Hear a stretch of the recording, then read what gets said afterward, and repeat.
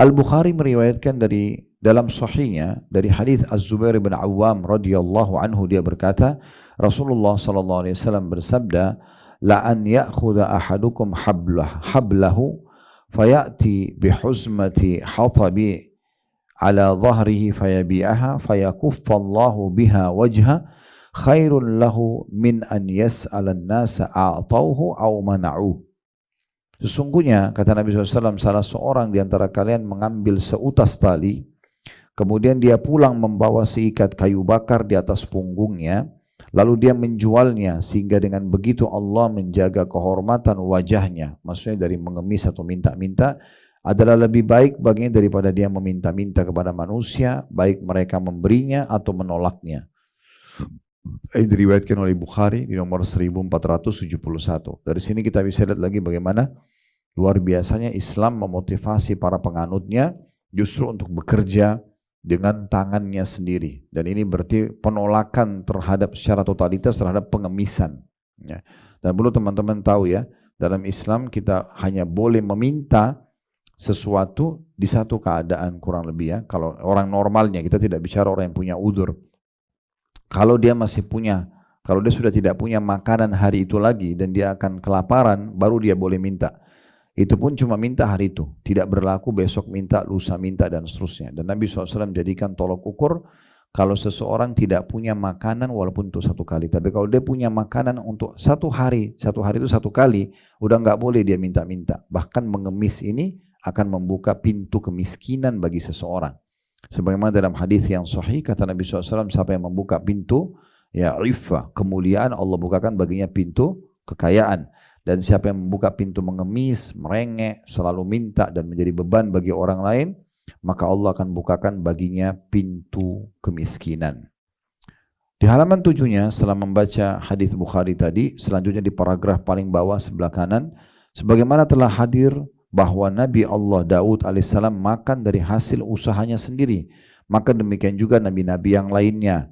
Imam Muslim meriwayatkan dalam sahihnya dari hadis Abu Hurairah radhiyallahu anhu bahwa Nabi SAW bersabda, kana Zakaria alaihissalam najjaran. Nabi Zakaria alaihissalam adalah seorang tukang kayu. Hadis ini diriwayatkan Imam Muslim nomor 2379. Jadi para nabi-nabi pun bekerja.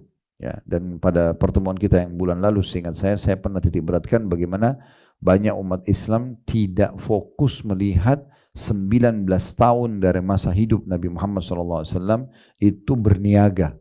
Bahkan kalau kita mau bahas tentang pendapatan hidup Nabi SAW sebelum masa kenabian, itu beliau menghabiskan 13 tahun jadi pengembala domba, dan pada saat itu pekerjaan profesi yang bisa mendatangkan sumber yang cukup, karena beliau dengan itu bisa memenuhi kebutuhannya dan juga membantu pamannya Abu Thalib yang dalam keadaan miskin pada saat itu dan punya keturunan banyak, dari umur 8 sampai 21 tahun.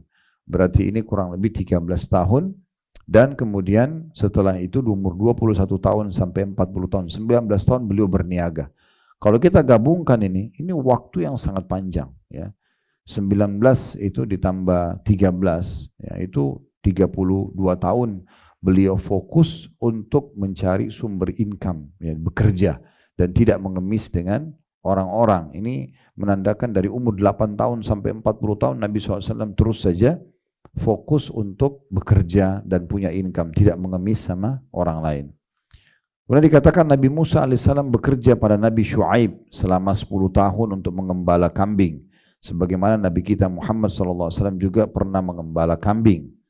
Imam Muslim meriwayatkan dalam sahihnya dari hadits Abu Hurairah radhiyallahu anhu bahwa Nabi SAW bersabda, "Ma ba'atsallahu nabiyyan illa ra'al ghanam."